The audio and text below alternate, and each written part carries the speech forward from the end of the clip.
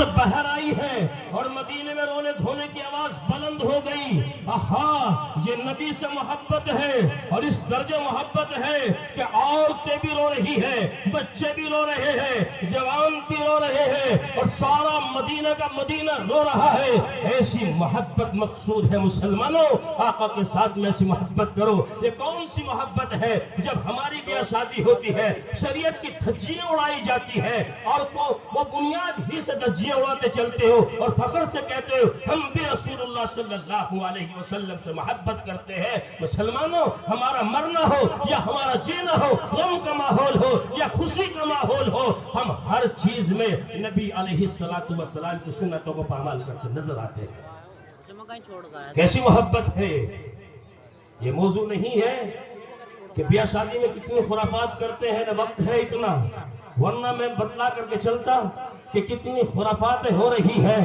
عورتوں کا تو یہ عالم ہے کہ ہماری بیٹیاں, ہماری بہنیں اگر بیاہ شادی میں جا رہی ہیں, اللہ کی قسم یہ اکثر جگہوں پر دیکھنے میں آ رہا ہے, بلکہ ہمارے بعض معقر معظم علماء نے ایسی شادیوں میں شرکت سے اپنے آپ کو بچا لیا. کئی لوگوں کو شکایت پیدا ہوتی ہے کہ فلاں صاحب کو ہم نے دعوت دی تھی, شادی میں آنے سے انکار کر دیا, فلاں حضرت سے کہا تھا انہوں نے انکار کر دیا. جانتے ہو انکار کی وجہ کیا ہے؟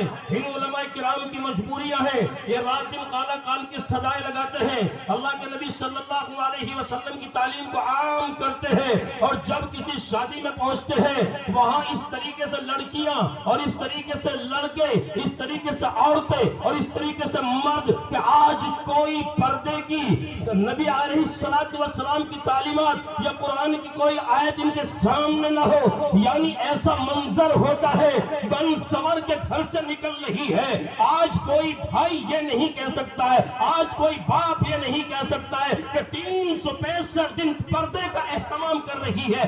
آخر آج کیا وجہ ہے کہ غیروں کے سامنے جا کر کے اپنے چہرے کی نمائش کرا رہی ہے, اپنے بدن کی نمائش کرا رہی ہے, بال کھول کر کے جا رہی ہے. خدا کی قسم یہ شریعت کی دھجیاں نہیں اڑائی جا رہی ہے تو پھر اور کیا ہے؟ ایسی بیاہ شادی سے پرہیز کرنا چاہیے جہاں سیرت پاک رسول پاک علیہ السلام کی سیرت داغدار ہو رہی ہو. مسلمانوں, ہمیں ہر قدم پر سوچ سمجھ کر کے قدم اٹھانے کی ضرورت ہے. ہم نے تو شیطان کو بھی پیچھے چھوڑ دیا ہے.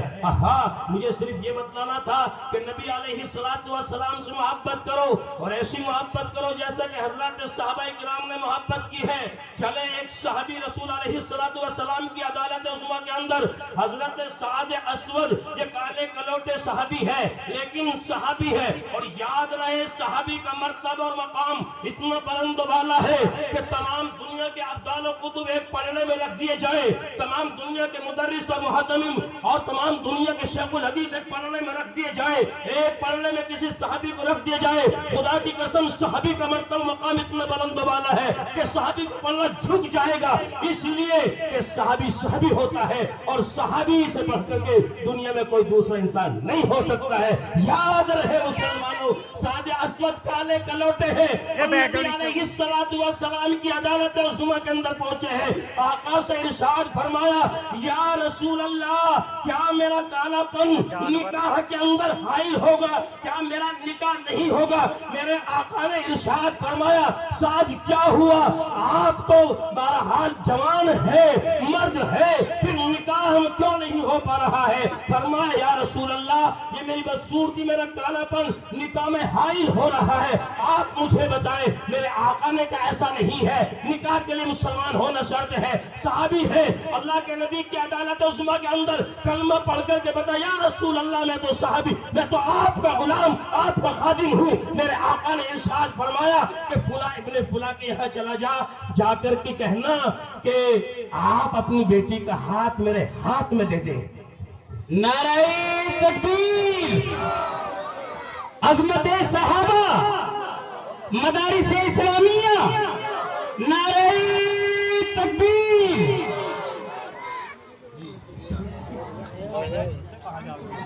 سعد اسود یوں کہتے ہیں یا رسول اللہ, میں فلاں کے یہاں گیا, فلاں کے یہاں بیٹی جوان ہے, انکار کر دیا. میں فلاں کے یہاں گیا, میں فلاں کے یہاں بھی گیا, اپنی شادی کا اپنا نکاح کا پیغام لے کر کے گیا. میرے آقا نے ارشاد فرمایا کہ جاؤ فلاں کے یہاں چلے جاؤ اور جا کر کے کہنا میرا نام لے کر کے کہ مجھے محمد نے بھیجا ہے، آپ اپنی بیٹی کا نکاح میرے ساتھ میں کر دیں۔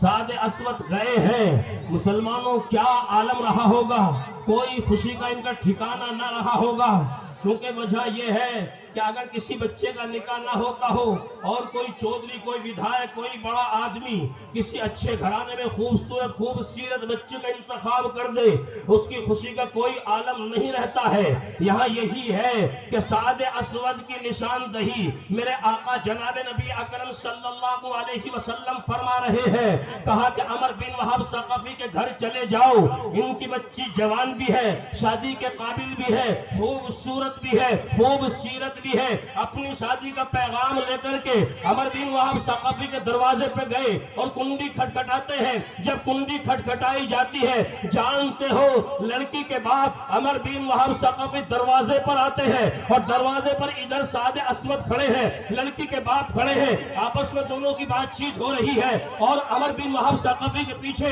ان کی بیگم کھڑی ہو جاتی ہے اور بیگم کے پیچھے ان کی لخت جگر ان کی بیٹی کھڑی ہو جاتی ہے، یعنی باپ پہلے کھڑے ہیں، ان کی بیگم پیچھے کھڑی ہے اور اپنی ماں کے پیچھے اپنی بیٹی کھڑی ہے۔ عمر بن وہب ثقفی ہے، یوں کہتا آپ مجھے جانتے ہیں، لڑکی کے باپ یوں کہتے میں جانتا ہوں۔ کہا کہ اللہ کے نبی صلی اللہ علیہ وسلم نے حکم دیا ہے، مجھے پیغام لے کر کے بھیجا ہے، آپ اپنی بچی کا نکاح میرے ساتھ میں کر دے۔ یہ پیغام کس کا تھا؟ حبیب کائنات کا پیغام تھا، نبی اکرم صلی اللہ علیہ وسلم کا پیغام تھا۔ لڑکی کے باپ نے گردن کو گھمایا، اپنی بیگم کی آنکھوں میں دیکھا اور آنکھوں میں اشارہ ہو گیا، انکار کر دیا اور کہا کہ نہیں نہیں، ہم اپنی بچی کا نکاح تمہارے ساتھ میں نہیں کر سکتے۔ لڑکی کے کانوں میں آواز گئی ہے، لڑکی کے کانوں میں آواز پڑی ہے، مچل جاتی ہے، ایمانی حرارت جوش میں آ جاتی ہے۔ لڑکی برجستہ کہتی ہے ابا جان، امی جان سنو، اگر مجھے نکاح کرنا ہے تو سعد اسود سے کرنا ہے، اگر کسی کے نام کی مہندی رچانی ہے سعد اسود کے نام کی مہندی رچانی ہے۔ یاد رہے آپ نے بدصورتی کو دیکھا ہے، کالے پن کو دیکھا ہے، آپ نے یہ نہیں دیکھا کہ بھیجنے والا کون ہے، کس کے قاصد بن کے آئے تھے، کس کے غلام بن کے آئے تھے۔ کہا یاد رہے بچان، اگر قرآن لے کر کے سیدنا جبرائیل آ گئے اور ہماری برات نازل ہو گئی تو ہم قیامت تک منبر سے رسوا ہوتے رہیں گے، ڈائز اور اسٹیج سے رسوا ہوتے رہیں گے۔ دھمکا دیا اپنے باپ کو، دھمکا دیا اپنی ماں کو۔ یاد رہے مسلمانوں کے لیے نبی کا فیصلہ حق آخر ہوا کرتا ہے۔ یہ نہیں کہہ رہا کہ تم بھی دھمکا دینا جا کر کے، وہ تو صحابی کا واقعہ ہے۔ کبھی کوئی لڑکا اسی کو بیس بنا کر کے کہے فلاں جگہ کراؤں گا، اگر کرانی ہو۔ بات سمجھ میں آ رہی ہے؟ ہاتھ اٹھا کے بتانا بات سمجھ آ رہی ہے؟ سعد اسود مایوس ہو کر کے لوٹے ہیں اور ادھر لڑکی نے اپنے ماں باپ کو دھمکایا یہ کہہ کر کے کہ یاد رہے آپ نے صرف بدصورتی کو دیکھا، کالے پن کو دیکھا، آپ نے ظاہر کو دیکھا، آپ نے باطن کو نہیں دیکھا، آپ نے یہ نہیں دیکھا ان کا بھیجنے والا کون ہے۔ نبی اکرم صلی اللہ علیہ وسلم ہے، ان کا بھیجنے والا وہ ہے جس کے صدقے میں زمین کا وجود عمل میں آیا۔ ان کا بھیجنے والا یہ ہے جن کے صدقے میں بغیر ستون کے آسمان کو قائم کر دیا گیا۔ ان کا بھیجنے والا وہ ہے کہ جن کے صدقے میں تمہیں اور ہمیں زندگی ملی۔ جب لڑکی نے یہ بات کہی ہے، لڑکی کے باپ کے بعد سمجھ میں آ گئی اور فوراً مسجد نبوی کی طرف دوڑے ہیں۔ وہاں پہنچے تو وہاں سعد اسود نبی اکرم صلی اللہ علیہ وسلم کی عدالت میں بیٹھ کر کے فرما رہے تھے یا رسول اللہ، میں نے یوں کہا، مجھے پلٹ کر کے یوں کہا، میں نے یوں کہا، مجھے پلٹ کر کے یوں کہا۔ لڑکی کے باپ پہنچے ہیں، نبی کی عدالت ہے اور ساتھ بیٹھ کر کے اپنی شکایت کر رہے ہیں، ساتھ بیٹھ کر کے اپنی داستان سنا رہے ہیں۔ لڑکی کے باپ نے سعد کے شانے پہ ہاتھ رکھ کر کے یوں کہا سعد خدا کے واسطے چپ ہو جا. آگے بڑھ کر کے فرمایا یا نبی اللہ میرے ماں باپ آپ پہ قربان, میں اپنی بچی کا نکاح کا پیغام لے کر کے حاضر ہو گیا, آپ نکاح پڑھائے. اللہ کے نبی سے کہا مجھے معاف کرنا. میرے آقا جناب نبی اکرم صلی اللہ علیہ وسلم نے نکاح پڑھایا, نکاح ہو گیا. اور سعد سے کہا سعد مہر میں دینے کے لیے کیا چیز ہے؟ کہا کہ یا رسول اللہ میرے پاس کوئی چیز نہیں ہے, چھت میرے پاس میں نہیں, مکان میرے پاس میں نہیں, میں تو کبھی ابو بکر کے دسترخوان پہ جا کے بھوک مٹاتا ہوں, کبھی عمر کا دسترخوان کا مہمان بن جاتا ہوں, کبھی امیر معاویہ کے دسترخوان پہ جا کے کھانا کھا لیتا ہوں. یا رسول اللہ میرے پاس میں کچھ بھی نہیں ہے. میرے آقا جناب نبی اکرم صلی اللہ علیہ وسلم نے نشان دہی فرما دی کہ سامنے ابو بکر کا مکان ہے, برابر میں عمر کا مکان ہے, عثمان و علی کے مکانات ہیں, آپ جائے میرا حوالہ دے کر کے قرض لے کر کے آئے. یہ 23 قدموں کے ساتھ میں گئے ہیں, اللہ کے نبی کا نام لے کر قرض لے کر کے آئے ہیں, قرض تو مل گیا اور میرے نبی کی قدموں میں لا کر کے قرض کو ڈال دیا. میرے آقا اس قرض کو لے کر کے, اس رقم کو لے کر کے ایسے اچھال رہے ہیں, اس میں برکت کی دعائیں دے رہے ہیں. اور میرے آقا جناب نبی اکرم صلی اللہ علیہ وسلم نے ارشاد فرمایا کہ سعد اتنی رقم سے مہر ادا کر دینا اور اتنی رقم باقی ہے, اس سے جا کر کے بازار میں شاپنگ کر لینا, گھر کا سامان خرید لینا, خرید و فروخت کر لینا.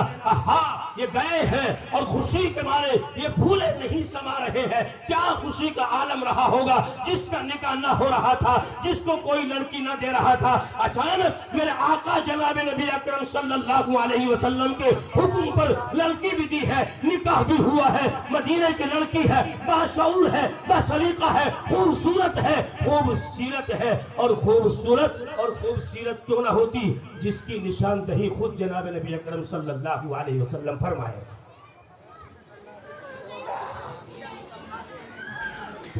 وہ ٹائم پورا ہوا, صرف 5 منٹ بات پورا کروں گا انشاءاللہ العزیز. سعد اسود کا نکاح ہوا, میرے آقا نے نشاندہی فرمائی کہ اس سے مہر ادا کر دینا, باقی رقم بچی مارکیٹ میں جا کر گھر کا ساز و سامان خرید لینا. مدینے کے بازار میں گئے, مدینے کے مارکیٹ میں گئے, وہاں سامان خرید رہے ہیں. آٹے والے سے آٹا خریدا, دال والے سے دال خریدی, کپڑے والوں سے کپڑا خریدا. اسی اسنا کے اندر کسی منادی نے اعلان کیا او مسلمانوں یہاں خرید و فروخت کر رہے ہو. وہاں نبی اکرم صلی اللہ علیہ وسلم اپنے اسلامی لشکر کے ساتھ دشمن کے مقابلے کے لیے سفر کی تیاری کر رہے ہیں, تشریف لے جا رہے ہیں. اتنا سننا تھا, سعد اسود نے دال والے کو دال واپس کی ہے اور آٹے والے کو آٹا واپس کیا, کپڑے والے کو کپڑا واپس کیا. اور جانتے ہو ساری رقم اپنے ہاتھ میں لے کر کے ایک گھوڑا خریدا ہے, ایک تلوار خریدی ہے, ایک سرہ خریدی ہے اور کالا کپڑا خریدا, نقاب کی طرح کالا کپڑا یہاں لگایا اور گھوڑے پہ بیٹھ کر کے ایڑ لگا کر کے وہاں اسلامی لشکر میں شامل ہو گئے. چند منٹوں میں جانتے ہو گھوڑے پہ بیٹھے ہوئے ہیں, سامنے دشمن ہے, دشمن کا لشکر ہے, دشمن کے لشکر میں گھس گئے. نبی کی محبت میں دشمن ادھر سے آیا, آپ نے یوں تلوار چلائی, دشمن کو یہاں زیر کیا. دشمن ادھر سے آیا, تلوار چلائی, دشمن کو یہاں زیر کیا. یہ کے بعد دیگرے دشمن سامنے پھیر نہ سکتا تھا اور دشمن گرتے چلے گئے. پھر کسی نے حضرت علی سے پوچھا یہ کون ہے جو ہماری مدد کے لیے آیا, کیا سیدنا جبرائیل ہے یا کوئی فرشتہ ہے؟ وہاں جانتے ہو حضرت علی نے ارشاد فرمایا کوئی بہت سے کوئی بحث نہیں ہے, لیکن جو بھی ہے اللہ کے نبی صلی اللہ علیہ وسلم سے محبت کرنے والا ہے. ایک موقع آیا, لڑتے لڑتے شہید ہو گئے. دشمن نے وار کیا اور شہادت کا جام نوش فرمایا, نیچے گرے ہیں. انا للہ و انا الیہ راجعون, روح پرواز کر گئی.